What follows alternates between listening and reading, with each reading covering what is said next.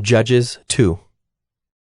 Now the angel of the Lord went up from Gilgal to Bochim, and he said, I brought you up from Egypt, and brought you into the land that I swore to give to your fathers.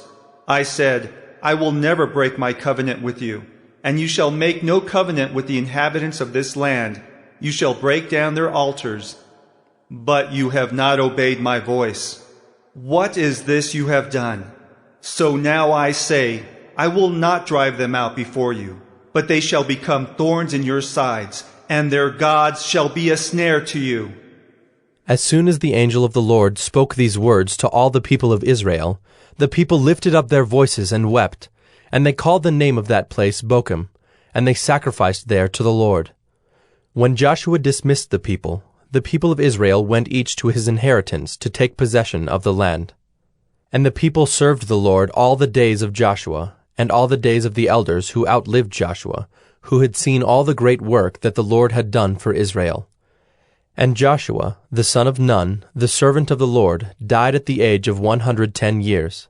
And they buried him within the boundaries of his inheritance in Timnath-Heres, in the hill country of Ephraim, north of the mountain of Gaash. And all that generation also were gathered to their fathers. And there arose another generation after them, who did not know the Lord or the work that he had done for Israel.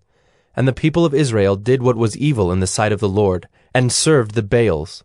And they abandoned the Lord, the God of their fathers, who had brought them out of the land of Egypt. They went after other gods from among the gods of the peoples who were around them, and bowed down to them, and they provoked the Lord to anger. They abandoned the Lord, and served the Baals and the Ashtaroth. So the anger of the Lord was kindled against Israel, and he gave them over to plunderers who plundered them. And he sold them into the hand of their surrounding enemies, so that they could no longer withstand their enemies. Whenever they marched out, the hand of the Lord was against them for harm, as the Lord had warned, and as the Lord had sworn to them. And they were in terrible distress. Then the Lord raised up judges, who saved them out of the hand of those who plundered them. Yet they did not listen to their judges, for they whored after other gods and bowed down to them. They soon turned aside from the way in which their fathers had walked, who had obeyed the commandments of the Lord, and they did not do so.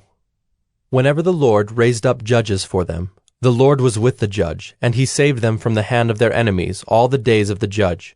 For the Lord was moved to pity by their groaning because of those who afflicted and oppressed them. But whenever the judge died, they turned back and were more corrupt than their fathers, going after other gods, serving them and bowing down to them. They did not drop any of their practices or their stubborn ways. So the anger of the Lord was kindled against Israel.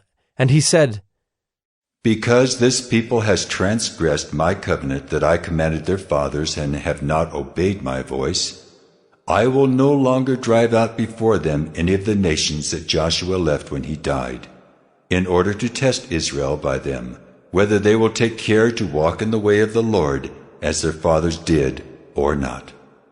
So the Lord left those nations, not driving them out quickly, and he did not give them into the hand of Joshua.